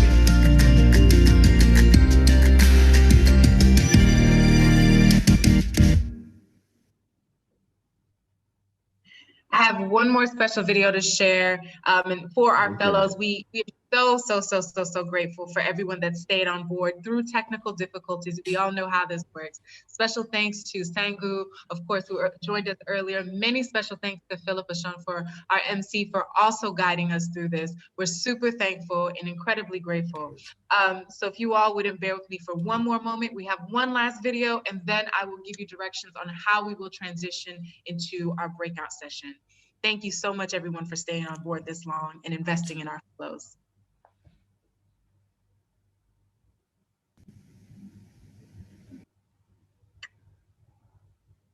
All right, here we go.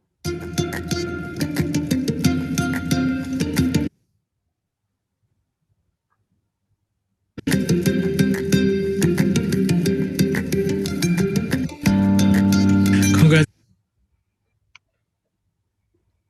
Sorry, guys. 1 second. Technical difficulty, back again. It happens. It happens. It happened, even to me. I thought I was a tech genius. I'm not. All right, so let me start again. Here we go. Let me just. There we go. There we are. All right, now we're back. Thank you, everybody. And fellows, this is for you.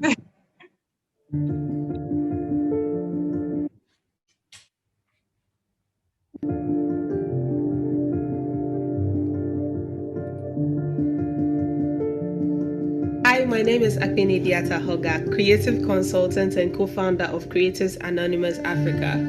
I want to congratulate all Ashesi Venture Incubator Fellows of 2019. I have been blessed to see firsthand and be a part of my mentees relaunching of her brand, and it's also given me a very interesting perspective into how some of the practices I have done for the past 3 years in growing my business has, the influence it has on another business. Hi, my name is Kendra Leith and I'm Associate Director for Research at MIT D-Lab. I work with colleagues at Ashesi and MIT D-Lab to help coordinate some of our lean research activities. On behalf of D-Lab, I just want to say congratulations. My name is Sydney Sam, CEO of Workspace Global and AVI Mentor. I want to send my heartfelt congratulations to the current cohort who have stayed committed, put in the hard work and continue to bring innovative ideas towards the table. I want to encourage all of you that the business world is tough, but the world needs you. Congratulations to the maiden group of the Ashesi Venture Incubator program. You guys have come this far. I remember when I first met you with your exceptional ideas and business ventures. I am blown away with the progress that you have been able to make within this 1 year period. We at AVI are proud of you. Hello and greetings from Washington, D.C. My name is Megan Miller and I'm the USAID Program Manager for Next I2I and the Ashesi Venture Incubator. Here to extend a huge congratulations to our inaugural cohort of AVI Fellows. It has been such a pleasure to watch the AVI grow from conception to the tremendous success that it is today, in large part because of each of you. I'm continuously inspired by the work you are doing in your communities and I'm so excited to see what the future holds. So please do keep in touch. Hi everyone, my name is Arkisha Misatha and I'm the Monitoring, Evaluation, and Learning Manager for Next I2I. This has been a wonderful year working with all of y'all. As you continue your journey as an entrepreneur, remember to monitor your progress and share your outcomes with your stakeholders as appropriate so that you can continue to grow your business. Congratulations and good luck on your journey. I'm Adrian Watson, Executive Director of the Jamaica Environmental Entrepreneurs Advocacy Network. I would like to say congratulations to all of the fellows that are graduating from the Ashesi Incubator program. I am looking forward to your great success and fruitful business enterprises in the next 5 years.